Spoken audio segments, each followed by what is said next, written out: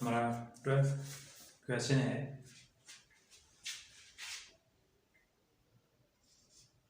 Four by two power 2x plus 1 minus 9 by 2x plus 1 equal to 0।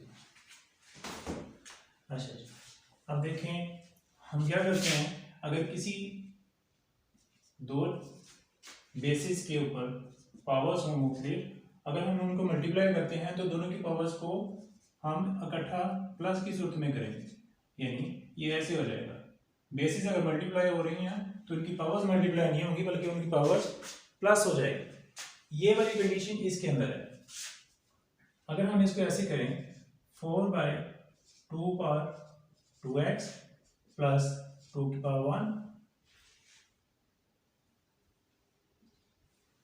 तो actually in दोनों को इकट्ठा किया गया है यहाँ पे पावर्स की सूरत में, क्योंकि ये दोनों बेसिस सेम थे। इसी तरह 9 बाई 2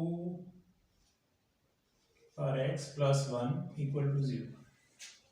अब इसको पावर 1 लिखने की जरूरत नहीं है, क्योंकि हमने यहाँ पे इसको ज़ाहिर करना था, इस वजह से यहाँ पे 1 लिखा हुआ था। अब इसको थोड़ा अरेंज करते हैं,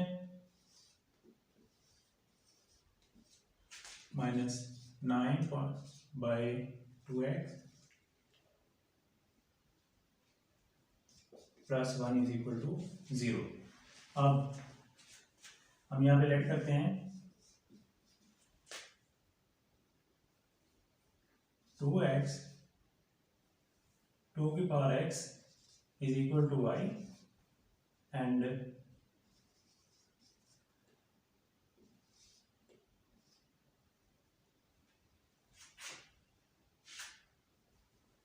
बार 2x, इसके बाद 2x है तो ये y स्क्वायर के बराबर। अब इसकी जगह पे इसकी वैल्यू रखेंगे, इसकी जगह पे इसकी वैल्यू रखेंगे, तो इसको मल्टीप्लाई करते हैं। 4 2 आर 8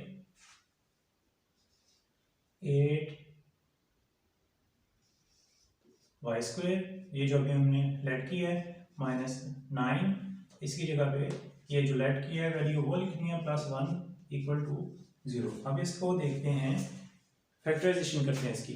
8 को मल्टीप्लाई किया हमने 1 के साथ तो आंसर 8 आ गया। अब इस वाले पोर्शन के हमने वो दो पार्ट करने हैं कि मल्टीप्लाई करें तो आंसर 8 आए, और अगर उनको हम वापस इकट्ठा करें तो हमारे पास 9y ही रहे। तो ये आ गया 8y square minus y minus 8y plus 1 equal to 0।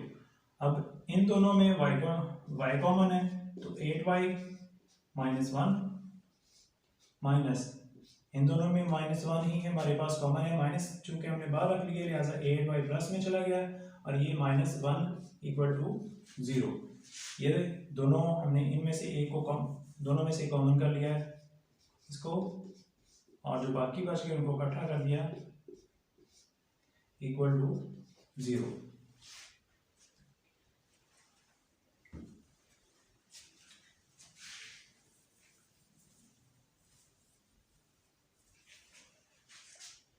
Eight Y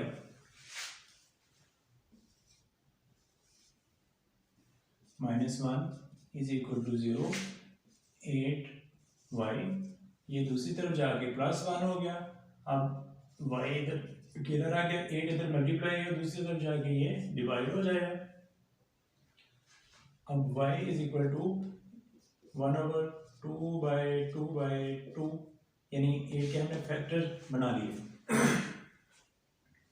अब y के हमने यहाँ पे किसके बराबर रखा था, 2x के बराबर। 2 की power x is equal to 2 का क्यूब। अब इसको हम ऊपर लेके जाते हैं,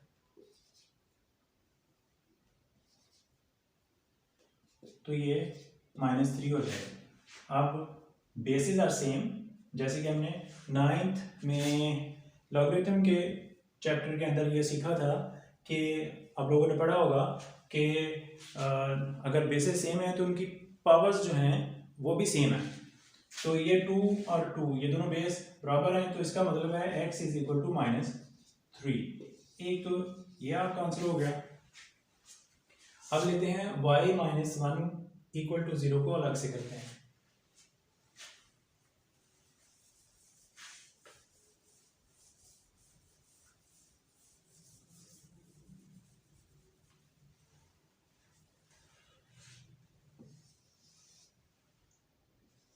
y minus 1 equal to 0, y is equal to plus 1, minus 1 दूसरी तरफ जाके प्लस हो गया। अब हमारे पास y हमने रखा है 2 की पावर x, तो इसकी जगह पे हम इसकी पावर रखते हैं। अब देखें,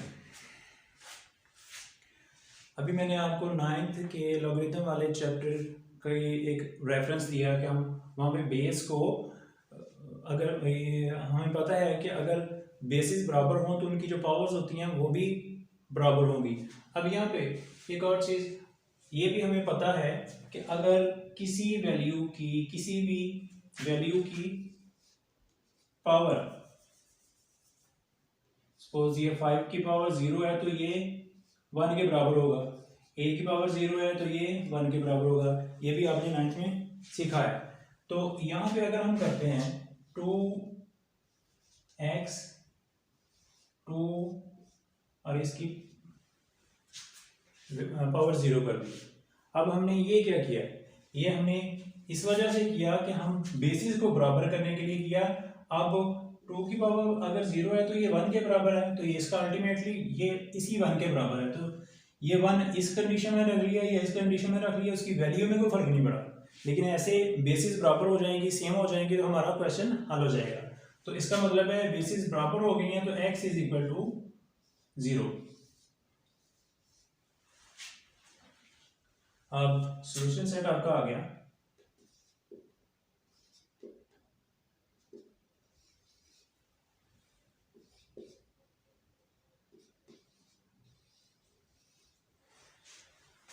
ये लीजिए आपका 12th क्वेश्चन कंप्लीट हुआ और इसी के साथ ख़त्म करते हैं। मिलते हैं इंशाल्लाह नेक्स्ट वीडियो में। तब तक के लिए अल्लाह हाफिज़, दुआ में याद रखिएगा।